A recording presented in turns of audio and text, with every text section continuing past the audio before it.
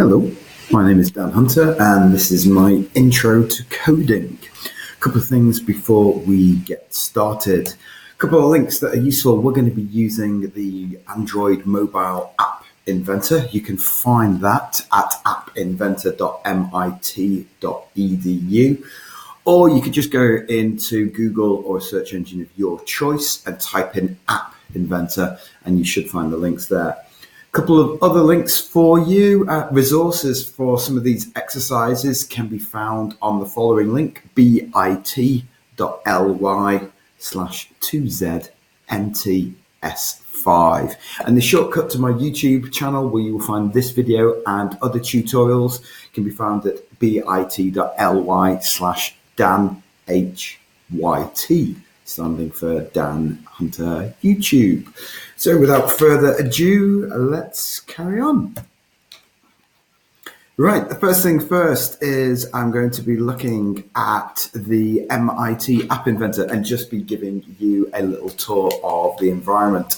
So I've typed in the link appinventor.mit, and then what I'm going to do is I'm going to click Create Apps. Now, computing is really easy. Left click selects, right click gives you a menu.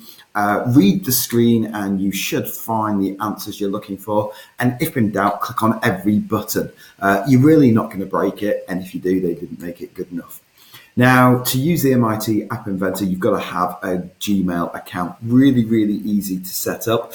I've got one already set up. You can see it there. If you don't, you'll be given the option to create one. Just create one, follow the on-screen instructions, and you're good to go. Right, so the MIT App Inventor, the first screen that you get when starting it is your project screen. And as the name suggests, it lists all the projects that you've got there. And you can see this has gone into one of my projects straight away. So to go back, reading the screen, just go to project and my projects. So here I've got all the projects and you've got a date and time that you created them and a date and time which you modified it. To go to your project that you've already got, it's fairly simple. You just click on it and with any luck, hey presto, it comes up. To go back, you just use the projects menu and go back to my projects.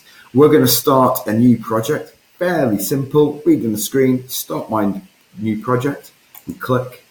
And it asks for a project name. Now, when naming things in computing, especially when coding, it's good to remember a unique name that is meaningful to you. And also, don't put any spaces in because coding doesn't like spaces.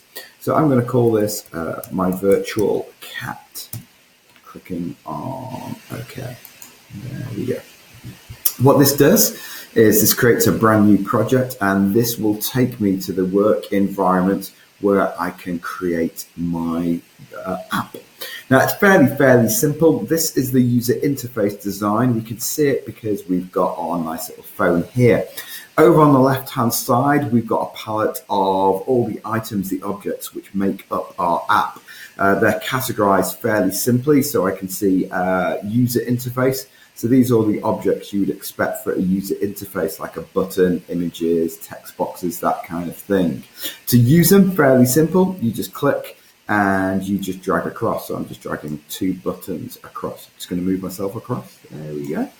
And I'm going to have a scroll down and look, you can see different other categories. So if I wanted to use any sound, any pictures, I'd use the media option. And again, I can just click and I can drag them across.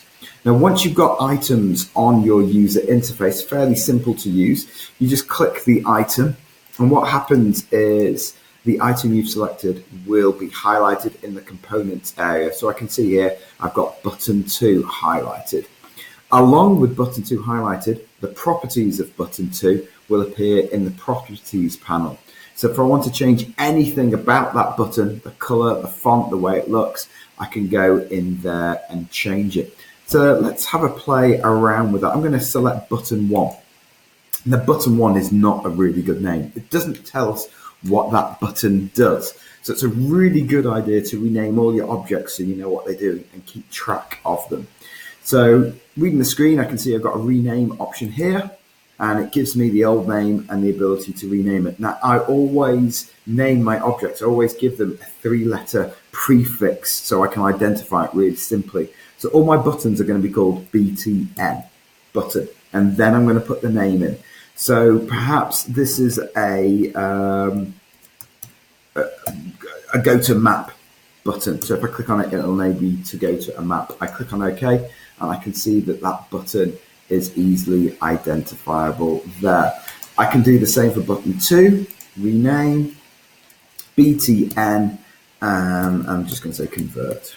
Whatever that conversion does at this stage, I don't know. So I'm just giving my objects meaningful names there. Now, if I've got an object that I don't want, it's fairly simple to get rid of. So I don't want this image picker. I just highlight it, hit delete. It'll say, are you sure? And there we go, it's gone. So once I've got my objects on the screen that I'm happy with, I've named them, I can go around and I can change some of the properties. Now, I'm not going to look at all the properties, but this is just to give you an example of the things that you can do. So at the moment, that button is sat really tiny on the left hand of the screen. I want to stretch it out, make it bigger. So I can do that using the width property here. This is going to do it to button convert. So I go to the width and I say fill parent, and hey presto, you see that that's gone across there, stretched it across. If I want to change the text on the button, fairly simple. There's the text feature. So this is called convert. That's what the user sees. So if I'm typing in any words for the user interface, I can use spaces. So perhaps this is going to be called convert currency. There we go. Click off on that, and I can see that button has changed. It's the same for the screen as well. This currently has the label screen 1. There you go. I can change that text at the top. I could give it an icon. All I'm going to do is change the text from screen 1. My awesome app. There you go. Press enter once I've done that. If I scroll up, you can see my app now has that label. So it's looking a bit better. Now, this is one of two views. This is the user interface. But what I want to do is I want to add code to these buttons, to any of these objects on the screen. So when the user does something, the mobile app will do it. Quite simply, I use the blocks button at the top right-hand corner. Blocks goes to the code view. Designer goes back. Fairly simple. Now, all the code is sorted into different categories here. You've got built-in code, all nicely color code, and any code relating to any objects that you've got on the screen, that appears there. So if I click on the button Go To Map, I will see all the code associated with it. And it's very simple to Scratch, if you've seen Scratch. They're jigsaw pieces, so you don't have to type in the code. What you do is you just piece the code together. And it's fairly simple. You just click and you drag it. So I'm going to drag this piece across. If it's here, then that's where the code is going to work. So at the moment, this is a bit of code that when button Go To Map is clicked, it does something. What does it do? Well, I haven't decided that yet. So what I could do is I could pull across some other things, looking at it. So I could look at a control, and I could get it to do a loop. I could get it to do a print. So let's do an if to begin with. Drag that over, and you can see I can just make my code up by putting these pieces of blocks together. Now, at the moment, it says button Go To Map. So when that's clicked, these pull-down menus means that you can change the options here. So if I don't want it for button map, I could right-click and say, no, only do this for button convert. Fairly simple. If I've got a bit of code that I'm happy with and I want to do it again, rather than dragging it across, which works, I can right-click, which gives you a menu, and I can duplicate it. So there, I end up with 2 lots of code, fairly simply. Now, this code doesn't do anything yet. I've not completed it. This is just a 5-cent tour. But you can see right here, I'm getting 2 error messages. My code's not complete, and this will crash. I'm not going to mess around with that too much. I'm just going to show you how I can get rid of code I don't want. So let's say I've got this bit of code that I've put on there. I realize I don't use it. All I do, click and drag it to the bin. You can see the bin opens. At any time, I can switch back to the designer. So it's a really, really good interface. Now, once I've got my application up and running, so here's one I did earlier. Let's go to eCat. There we go. Once I've made my app, and you'll be making this app in another application video, you just go to build, and you've got two options to build your app and get it onto your mobile phone. The easiest one is to provide a QR code for an APK. So I click that, and what happens is it takes all the work that I've done and converts it to a language that my phone understands. Now, at this time, it's only for Android phones, but there is a move to make this compatible with iPhones.